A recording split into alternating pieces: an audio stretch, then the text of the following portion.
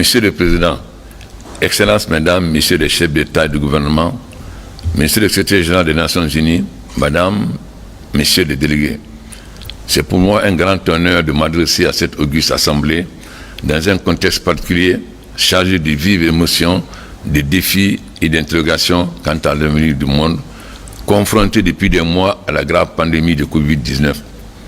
Je tiens à adresser les sincères condoléances du peuple et du gouvernement guinéen à toutes les familles endeuillées à travers le monde par cette crise du coronavirus qui est une urgence sanitaire sans précédent dans l'histoire récente de l'humanité. Je souhaite un prompt rétablissement aux malades atteints par ce virus. Monsieur le Président, je voudrais vous adresser mes chaleureuses félicitations suite à votre brillante élection à la présidente de la 75e session ordinaire de l'Assemblée générale et vous assurer de mon soutien et de la pleine coopération de ma délégation. Je tiens également à rendre un hommage mérité au professeur Tijani Mohamed Bandé, président sortant, qui a assumé ses fonctions avec efficacité dans le confinement où il fallait faire preuve d'imagination afin d'expérimenter de nouvelles méthodes de travail et répondre aux nombreuses sollicitations liées à la gestion des dossiers importants de l'Assemblée générale. Dans le même lancé, je voudrais surtout exprimer à M. le secrétaire général des Nations Unies, M. Antonio Guterres, la gratitude de la République de Guinée pour ces initiatives heureuses et salutaires en faveur de la préservation de la paix et de la sécurité internationale et la gestion de la crise sanitaire internationale. Monsieur le Président, dans un monde confronté, hélas, à divers défis, le thème de la présente session, l'avenir que nous voulons, l'unique qu'il nous faut, réaffirmons notre attachement au multilatéralisme, nous interpelle à jamais. Le rôle central de l'ONU et son leadership s'imposent à tous les États membres pour promouvoir et renforcer le multilatéralisme.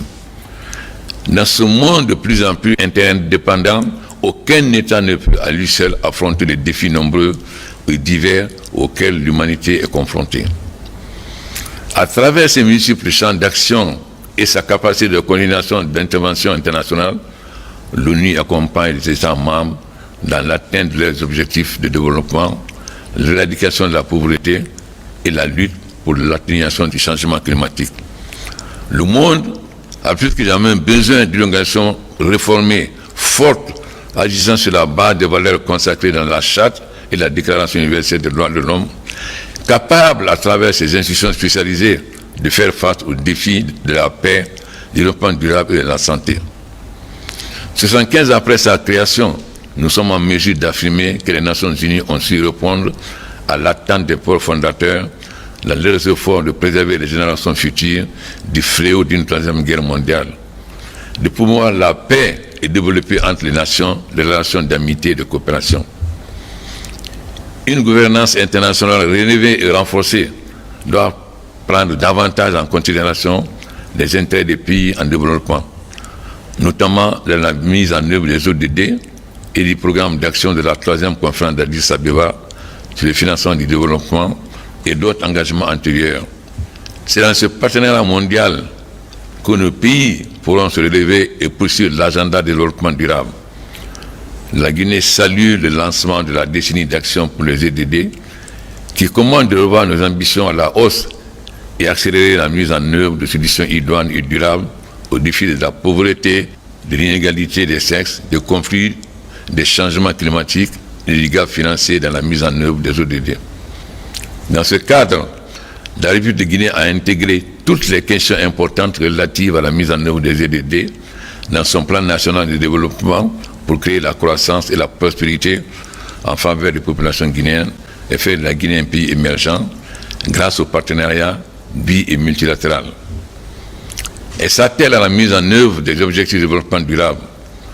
Dans le cadre de son plan national de développement économique et social, PNDS 2016-2020, notre pays s'est doté d'instruments efficaces comme l'Agence nationale de financement des collectivités locales en Afrique, l'Agence nationale d'inclusion économique et sociale (ANIES) et le Fonds de développement local (FONDEL) entre autres. Dans le cadre de la gestion de cette crise sanitaire, la République de Guinée, à l'instar des autres pays du monde, durement éprouvés par le coronavirus, a adopté un plan de riposte robuste, déclaré l'état d'urgence sanitaire. Les objectifs de ce plan national visent à contrôler et juguler la pandémie, atténuer les conséquences de la crise, notamment sur les ménages en situation de précarité, et annuler les effets de la pandémie sur les petites et moyennes entreprises. Un conseil scientifique de riposte a été créé pour orienter et renforcer les mesures de lutte contre la pandémie avec pour objectif d'éradiquer et stopper la progression du coronavirus à travers le pays. Le coût financier du plan est de 350 millions de dollars US.